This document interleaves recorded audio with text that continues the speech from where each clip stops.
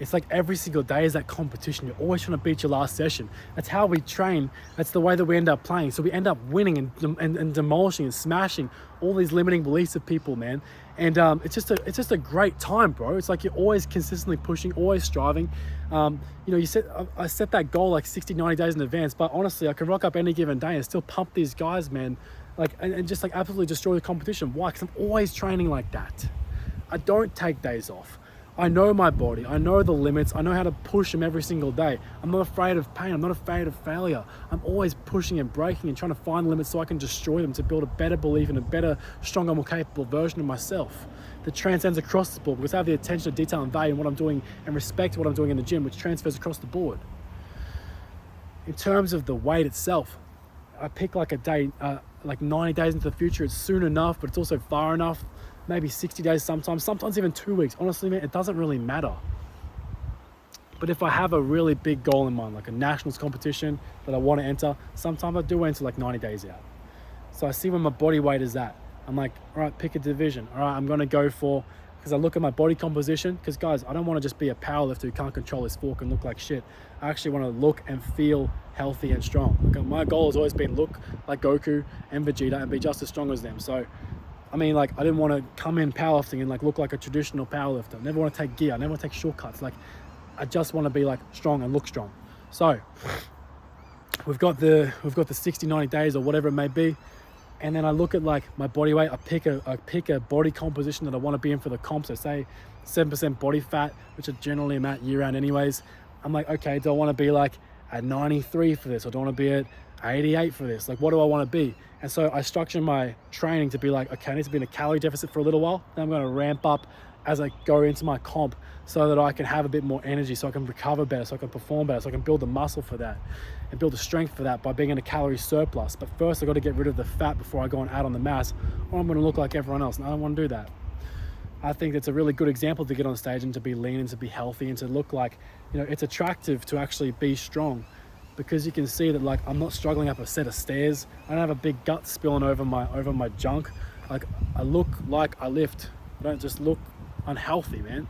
And I feel good, and I'm able to go run or play with the kids or everything like that, and just not like with all flushed out skin and everything else. It's like, no, I'm not hating on those guys. I'm just telling them like, this has really worked for me. This has helped me. Has to be doing this the natural way, has to be doing this with like the patience and persistence that's built the character and perseverance that I believe you might be missing out on if you go and take drugs, or if you go and just pursuing strength, realizing that like it's not even strong if you can't control your own fork. Know what I mean? So I have the body composition goal. Maybe I'm in a gaining phase, cool, whatever. Then look at my current state. So say for example, my current 1RM, hypothetically 300 kilo squat, 300 kilo deadlift, and a 170 bench, just hypothetically speaking. I'm like, all right, we've got 90 days away, and I go and look at what my goal will be. So I'm like, say for example, I want to hit a 330 kilo deadlift, a 315 squat, and a 185 bench, because in 90 days, that's probably realistic to put on that amount of strength if you're eating and sleeping the right way, if you're training the right way. From there, I go look at a 1RM, a 1 rep max calculator on Google. I think it's the bodybuilding.com one. I'll leave it in like the description for the video. And I'll say, for example, I want to hit a 320 kilo deadlift. This is the exact way, guys, that I went from a 240 kilo deadlift all the way up to 300 kilo deadlift. Exact method here. It's the exact same. I'm not going to change this. I don't care about your RPE. I don't care about your whatever percentage based is. It's intensity, it's belief. It is a numbers game, but it's not numbered like that. It's a different number. It's an intuitional number, okay? But there is, and like no equation's ever going to tell me how much I can lift. I'm not going to set my mindset as a limit of like a limited ceiling of how much I can go just based off some bullshit equation that some nerd pencil neck wrote. No way. Here's what I do though. So I go, I'm like, no equation, but here's the equation. Wait, there's more. Go into this 1RM calculator, and it's like, all right, so a 320 kilo deadlift is equivalent to maybe 80% of that might be 275. And I'm like, okay, 275 for 6 reps is going to equal a 300 kilo deadlift. what else will equal 300 kilo deadlift?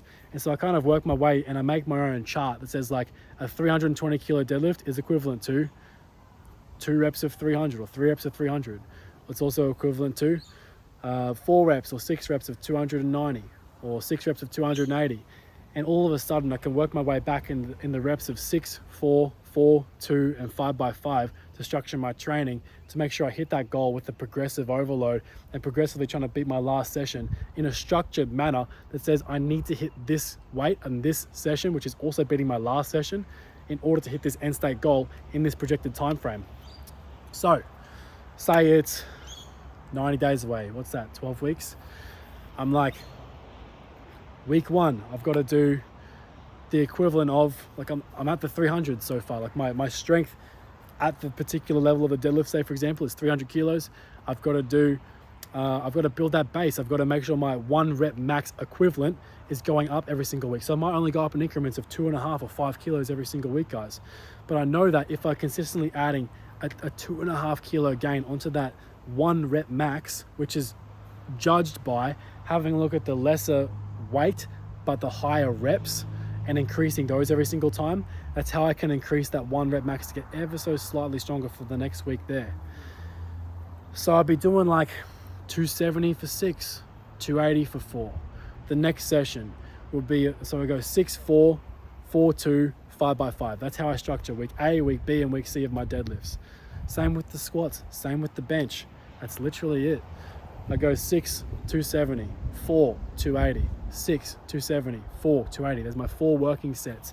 And you believe me, man, when your back is breaking and you're on that like 3rd or 4th set, like how do I go on? It's like, you have to just push it. You've already made that decision with yourself.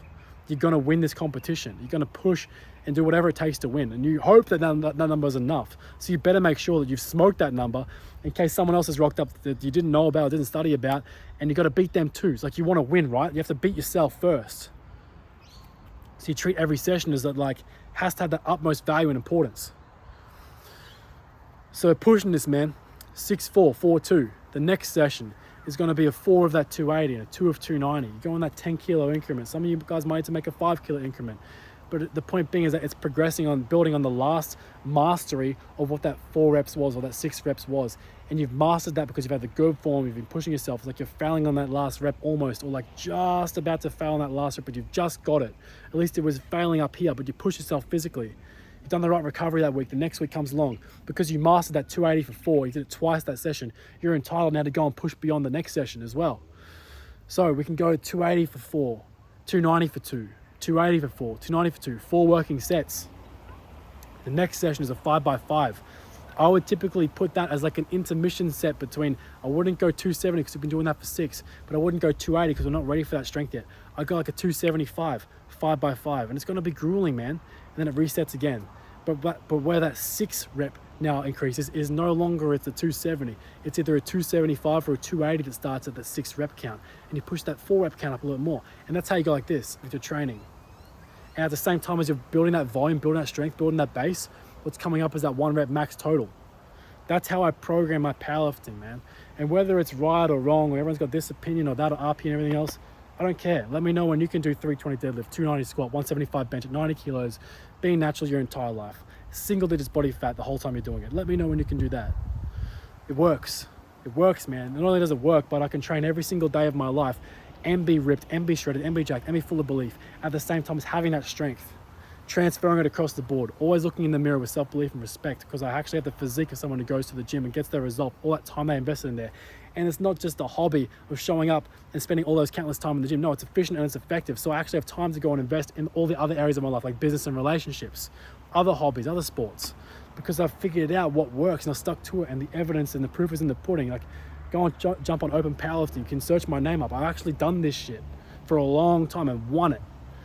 I'm not trying to say it to my own home, but trying to say you guys should probably listen to someone who actually does this stuff and walks the talk.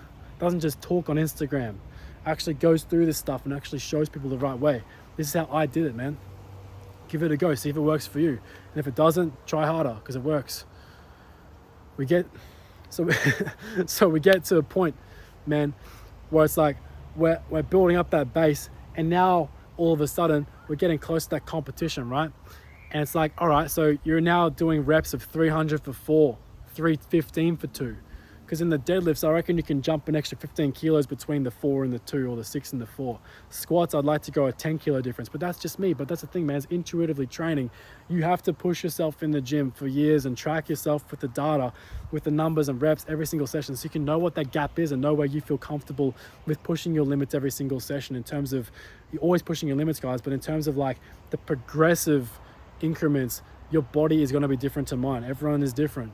But I think about a 10 kilo increase between those 2 sets is really going to be, it's like 6, 4, 4, 2. Apart from your warm-up sets, that's your working sets. Then the next 4, 2, 4, 2, then 5 by 5.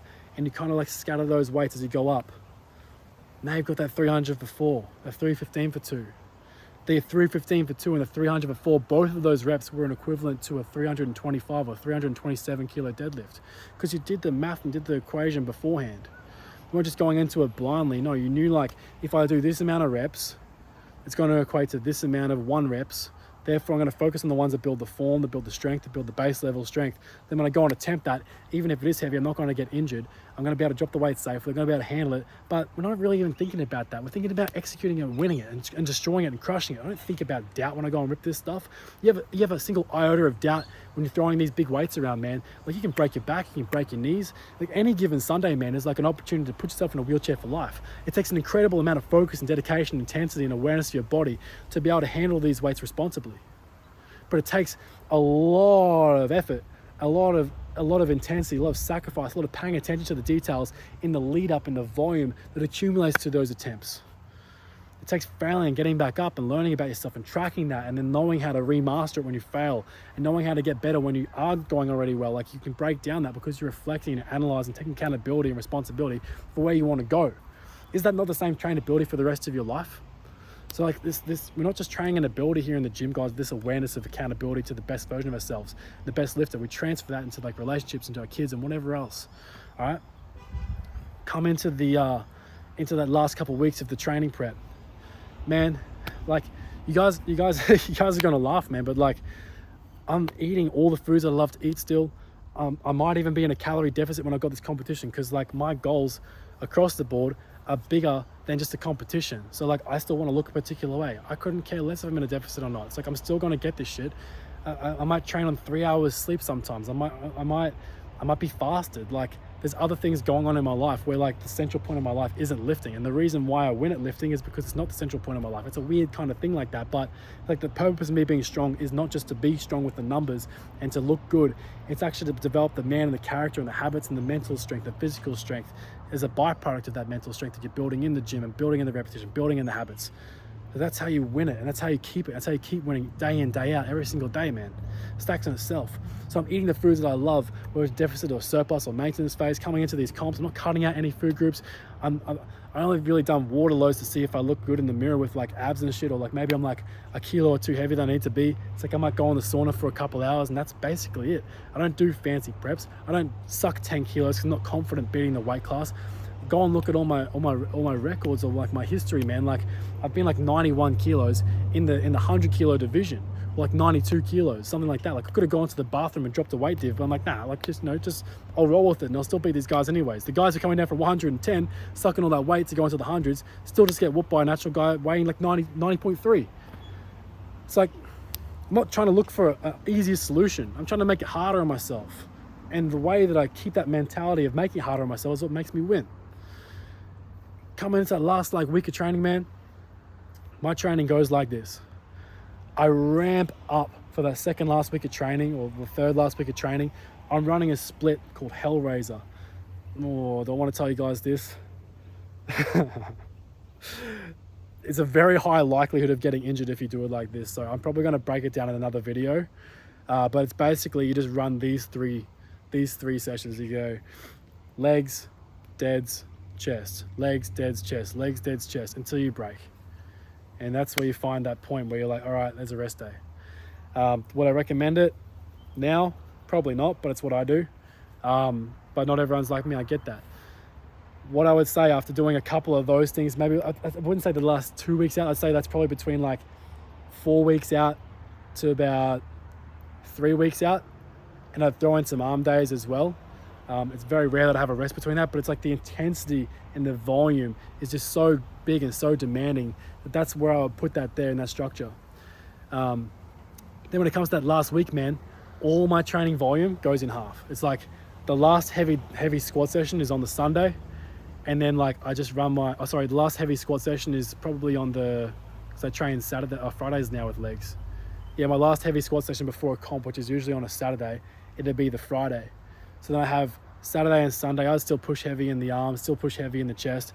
Monday, Tuesday, I probably still hit legs as hard as I can on a Monday as well, guys. I've done that most of the time. It's only when it gets to about Wednesday that I start like deloading, I guess you could say, call it a reload, where I halve the volume. I go legs Monday, deadlifts Tuesday. From Wednesday, I do the bench in the morning, but then it's just rest, man. It's like 50%. I'd be doing like, I'd rock up and I'd just go through the big three. I'd be like squats, bench, deads, just like thinking about the goals I have in my mind. Like, what's my opener? What's my second attempt? What's my third attempt? And all I'm thinking about is that. So I'm doing like 50% of my 1 rep max on all 3 of those things for like the next few days. And then the Friday, man, I just take that completely off. Or the Thursday and Friday, I take it completely off. And why I say it's going to be funny that you laugh at this, bro, is because like my training approach with this has always been like Akira Toriyama's program, bro. So like Akira Toriyama is the guy who created Dragon Ball Z, right? And so before Goku and Gohan and Vegeta and all the Z fighters go and fight Cell in the Cell games, like Goku and Gohan have been training in the hyperbolic time chamber, and they're in like their Super Saiyan base form, right? Which is where all that Hellraiser program comes in, of like raising hell, raising all the demons, raising up everything that's like awful in your life, just to send it back to hell and destroy it with your intensity and your work ethic. And so you're like trying to make it the most hardest variables you can, just to slaughter it back and push it straight back down to hell. And it just takes you from a different spot, a different energy, that type of split, where it's so intense, so hard, but you're pushing it all that back. And I'm not talking about summoning, conjuring demons, man. No, I rebuke that in Jesus' name. But I'm just talking about like you have all of that intensity, all of the different negative emotions, and you channel that into positive action. You probably have to pray afterwards, man, because those sessions can be really intense. But the point being, like Gohan, Goku, they level up to like a Super Saiyan. They're Super Saiyan in their base form before they come into this Cell games where like the whole world is riding on their back if they got to beat this guy or not. And while Vegeta's still training and still pushing, Goku and Gohan are in their Super Saiyan base form, and they're just like chilling in their dress clothes, chilling for the last 2 days. So I just take the last 2 days off before a comp. I just chill. That's it. I like spend time with my daughter, take the time off work, everything, nothing else matters. Like the phone's off, it's dead. I spend that whole time relaxing because I've put in the sacrifice and the prior intensity that has already hit and achieved and pushed past my goal. And then the comp day comes, and it's a good day, man. I eat in the normal meals. I get up at my normal time. It's like 4 a.m. or 3 a.m. or 5 a.m. depending on which program I'm running at the time of what's suiting my lifestyle more. It's always early morning though, guys. I don't change that for a competition day. No, I live every day with this because the program saved my life. The reflection, the journaling, meditation, prayer, all that accountability, all the goal setting, all the vision statements of who I am, what I stand for. None of that changes just because I'm doing a competition. No, I make sure I get in bed early so I'm up early. And so I run the same day every single day and try and make it better, keeping the variables very similar. A competition day comes up and I'm just thinking, most of the day I'm like just thinking about the lifts, thinking of all the pain, the challenges and adversity I've overcome. And I think like I've gone through that heartbreak, I've gone through that, people dying, I've gone through these different adversities and struggles and challenges in my life. And I'm like, I'm gonna take it all out in this bar today. I've done the work, I've done the preparation. I'd only be nervous if I haven't done the work, if I haven't truly sacrificed and done all I can in the diet, the rest, the nutrition, the recovery, in the training. Like I'd only feel nervous then if I hadn't done that work, but I don't get nervous because I've done the work.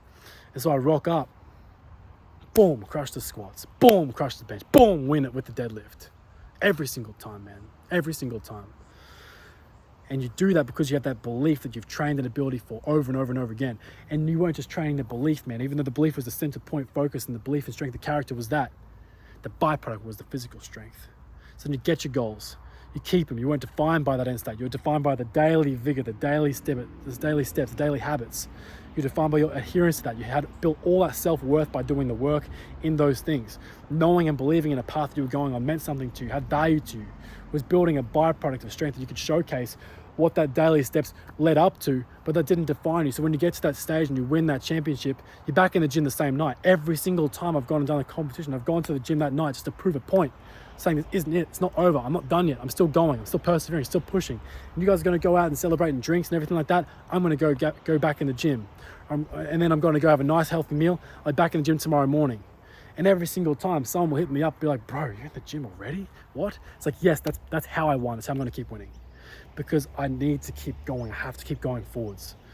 The rest days that I have come from random variables. It never comes from taking my day off, man. Like, I'm structuring that.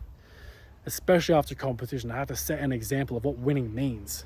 And the winning, what winning meant to me was showing up every single day, being the best version of myself and for my loved ones, and trying to do the best representation of God in the world, trying to hear his voice and trying to obey the commands that he's given me in a particular way to live my life. So I'm trying to just do the best that I can and show what leadership looks like in that. It's never taking your foot off the gas, because last I checked, man, the devil doesn't take days off. So neither do his saints, neither do us, neither do the leaders, man.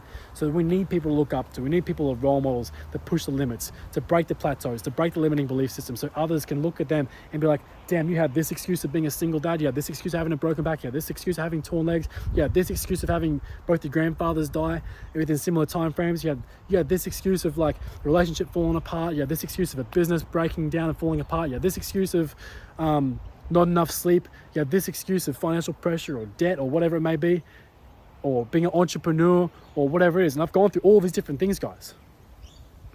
Yet I still won. Yet I still showed up. Yet I still persevered, because I still believed, because I still valued myself, because I still valued my word to myself and to my loved ones. It's like you set the example for all your people. When you have all these valid excuses and you reject every single one of them, it's like mediocrity detected, opinion rejected. That's what I believe, man. Champions chase adversity, man. So when adversity comes, like, we're training for that day in, day out. We're always seeking pushing past failure. We're always seeking pushing past pain. We're always trying to be the best version of ourselves. And we know it's on the other side of that sacrifice of pain for pride, pain for confidence, pain for belief, pain for a purpose, man. We chase that adversity in our own terms. When life's adversities come, if all these other really hard circumstances come, we're not shaking our character based on the circumstances. No, we're weathering those storms. We're going through them with our head held high, still believing, still encouraging others, still having the right temperament, still having the right discipline and the habits. Because it's like, we're not defined by all the things going on around us. We're defined about how God sees us. We're validated from him. We're validated from above. We're validated by his telling us we're his child, that we have that worth grounded in that. We're also validated by our daily steps, our adherence to them. Validated by the man we're becoming and being. Not validated by our money, by our relationships, by our career, by the gym, by any success. No, it's value built on the inside and in the way, and that comes out of us, man. It's that love, the reason why you're doing this, man. It's that positive reason. So I talk about all these different mindsets and philosophies in the gym, but it's always going to tie back to how you see yourself, to the value and to the character and to the strength of the individual. It's like, guys, if you want to go and do all that RPE stuff, or like percentage-based training or whatever, like, there's 100 different million studies and everything like that. Or you can just figure it out yourself, like I did, what works for you. You can do all these things. The point is, man, like, at some point in time, maybe they do work. But the only thing that doesn't work is you're not doing the work. So it's cool to like go and watch these videos and try and study up everyone else and try and find the most optimal path, which, guys, the most optimal path is the non-optimal path. The most optimal path is learning how to fail and to get back up. But you're only going to get back up from a failure if you push yourself to the point that makes you fail, that makes you break. So the whole point is that you want it to be hard so you can learn the lessons that make you a hard person. If you train soft, you become soft, you look soft. If you live hard, it shows. If you live hard and put the hard work in, you get the results that everyone else doesn't have. So training, man, is a metaphor for life, bro. It really is, man. Like, you can copy me and get the results that I have. Probably can even do better than me, because it's only been the last 3 years that I've really paid attention to my diet, to the macros, the calories, proteins, carbs, fats. which I've given other videos on about how to set up yours, whether you're a lifter, whether you're a cyclist or jiu-jitsu or whatever champion you're in the arena of, man. I've taught you guys, if you watch those videos, how to get lean, how to build that belief, how to be strong 24/7, 365, how to stay single digits body fat, enjoy the food that you love, and like have this really sustainable approach about this. But all of my experience, man, has not come from reading a journal or reading a book or reading someone else's study. It's come from life experience and pushing past things. Like, I've been the training dummy for my own program. This is why I say it works, because it's built something of credibility and has actually like gotten the result that a lot of guys look up to. Like a 300 kilo deadlift is an insane amount of weight, or like a 290 kilo squat, or a 175 bench, or declining 190, or like being able to incline 60s whenever I want to. Like, any strength challenge, throw it at me and I'll beat you. And if I don't beat you now, I'll beat you later.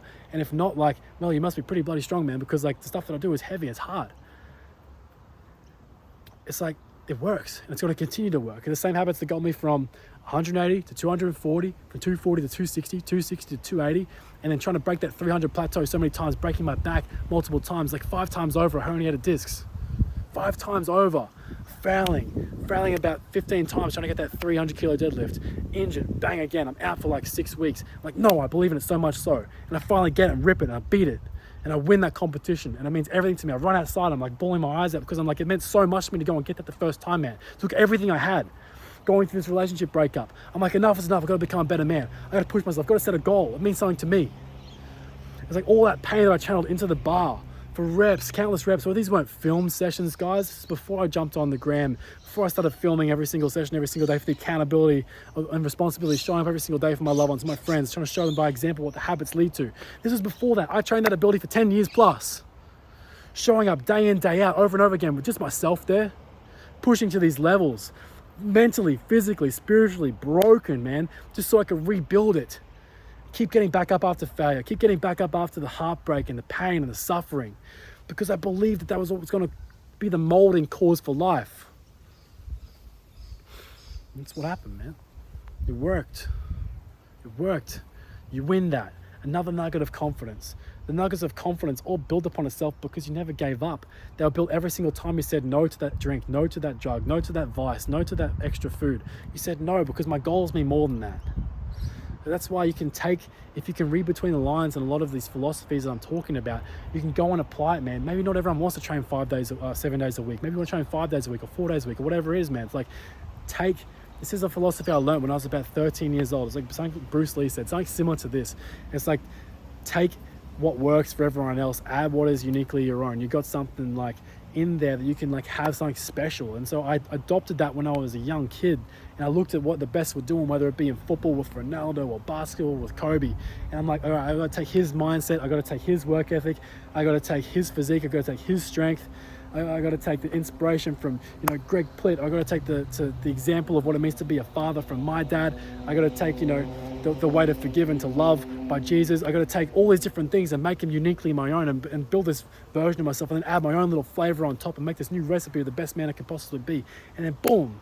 So you guys can do that exact same mindset and apply it, and then look at all the successes and victories in everyone else's stuff, not just my own. And I'm saying it's good to go and look at these things, man, and to look at everyone else, but you're never going to find out what works for you until you put one foot forwards in faith and start walking that path that you believe in. Set that insight goal, man. Set that goal, and set the goals of what your daily habits are. Make that the goal. Be like, I'm going to get up at this time every day. I'm going to execute 100% of my training. I'm going to nail the macros every single day. I'm going to do the reflecting, the journaling, the mission statement. I'm going to seek God every day. It's like those are the habits. You focus on them. That's the goal. Once you've set the goal, set the new goal to the habit that's going to get you that goal.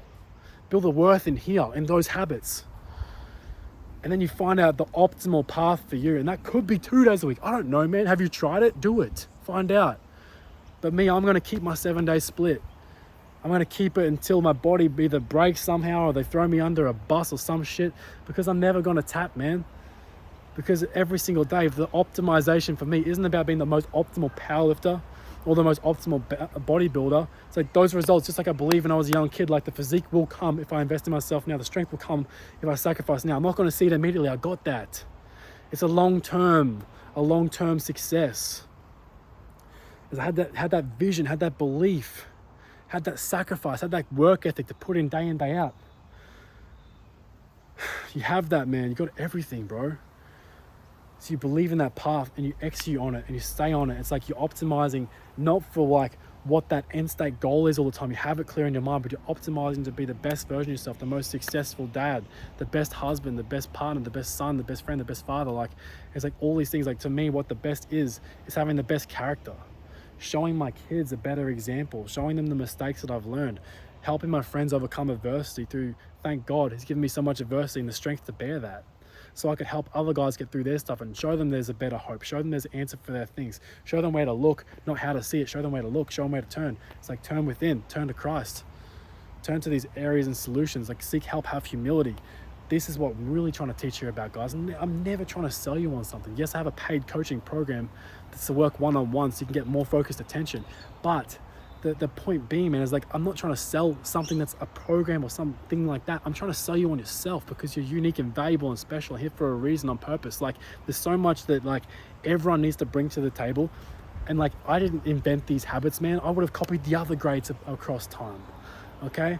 Like, this is just wisdom that's been passed down to me through great role models and good examples, and even bad examples that I've been able to look at and be like, reverse engineer what worked for them in good areas, but then been like, this isn't working across the board. They mustn't be applying themselves the same way in every single way. How can I, like, find a solution, man?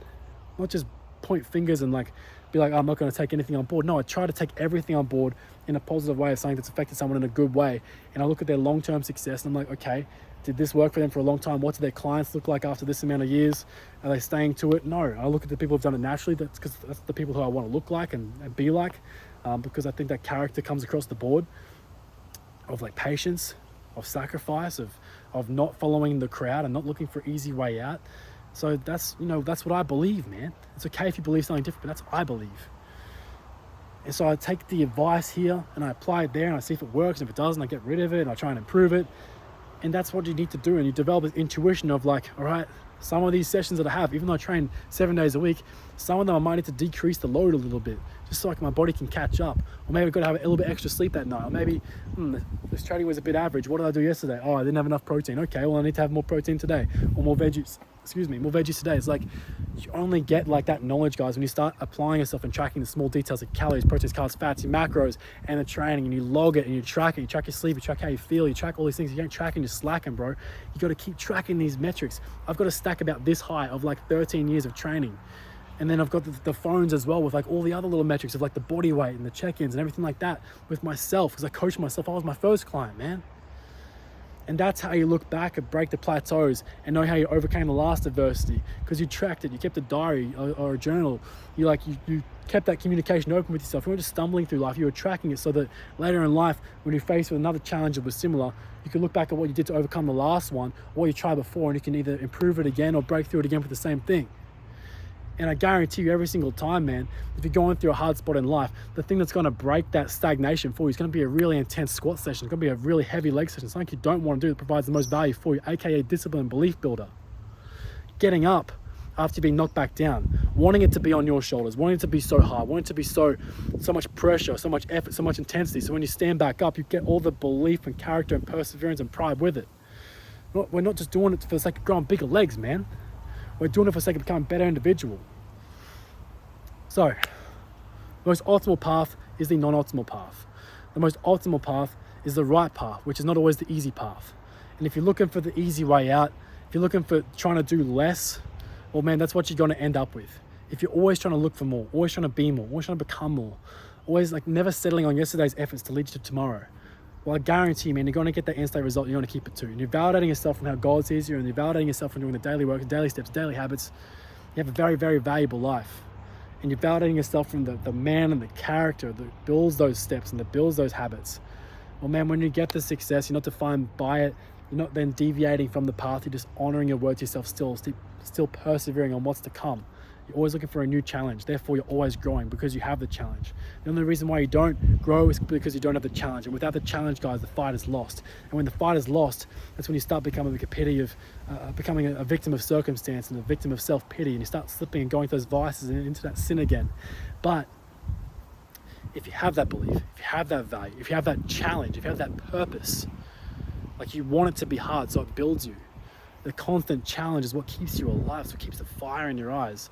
It's like you know where you're going, you believe in it, and it means something to you, but it's also difficult to achieve. It's difficult to attain. That's what keeps you progressing and like clawing and fighting and striving for that stuff there.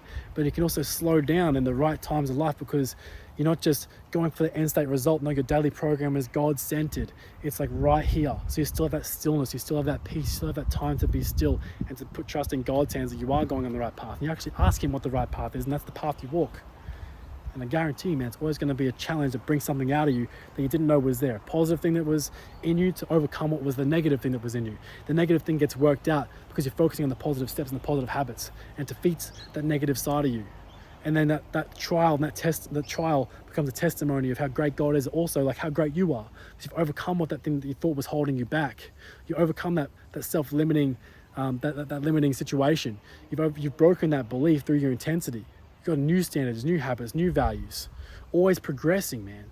I love it, man. That's life, bro. So that's how I prepare for a powerlifting comp. That's how I prepare for every single day. I just treat it all the same, man. I treat it all the same because it's also valuable.